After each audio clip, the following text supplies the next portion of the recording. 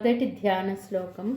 ధ్యానం ధ్యానం సింధూరారుణ విగ్రహాం త్రినయనాం సింధూరారుణ విగ్రహాం త్రినయనాం సింధూరారుణ విగ్రహాం త్రినయనాం మాణిక్యమౌళిస్ఫురత్తారానాయకశేఖరాం మాణిక్యమౌళిస్ఫురత్తారానాయకశేఖరాం మాణిక్యమౌళిస్ఫురత్తారానాయకశేఖరాం స్మితముఖీం స్మితముఖీం స్మితముఖీం ఆపీనవక్షోరుహాం ఆపీనవక్షోరుహాం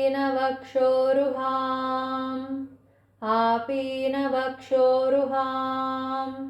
పాణిభ్యామలిపూర్ణరత్నచషకం పాణిభ్యామలిపూర్ణరత్నచషకం పాణిభ్యామలిపూర్ణరత్నచషకం రక్తోత్పలం బిభ్రతీం రక్తోత్పలం బిభ్రతీం రక్తోత్పలం బిభ్రతీం సౌమ్యాం రత్నఘటస్థరక్తచరణాం సౌమ్యాం రత్నఘటస్థరక్తచరణాం సౌమ్యాం రత్నఘటస్థరక్తచరణాం ధ్యాయేత్పరాం అంబికాం ధ్యాయేత్పరాం అంబికాం ధ్యాయేత్పరాం అంబికాం.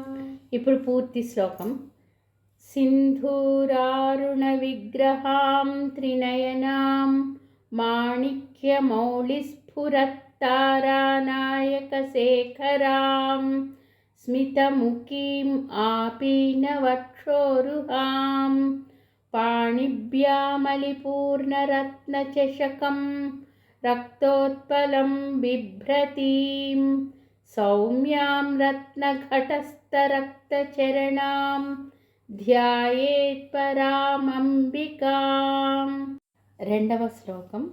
అరుణాం కరుణాతరంగితాక్షీం అరుణాం కరుణాతరంగితాక్షీం అరుణాం కరుణాతరంగితాక్షీం ధృతపాశాంకుశపుష్పబాణచాపాం ధృతపాశాంకుశపుష్పబాణచాపాం ధృతపాశాంకుశపుష్పబాణచాపాం అణిమాదిభిరావృతాం మయూఖైః అణిమాదిభిరావృతాం మయూఖైః అణిమాదిభిరావృతాం మయూఖైః అహమిత్యేవ విభావయే భవానీం అహమిత్యేవ విభావయే భవానీం అహమిత్యేవ విభావయే భవానీం.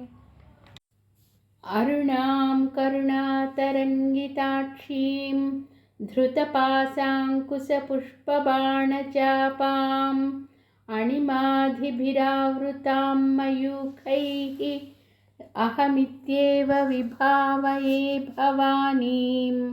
అరుణాం కరుణాతరంగితాక్షీం ధృతపాశాంకుశపుష్పబాణచాపాం అణిమాదిభిరావృతాం మయూఖైః అహమిత్యేవ విభావయే భవానీం.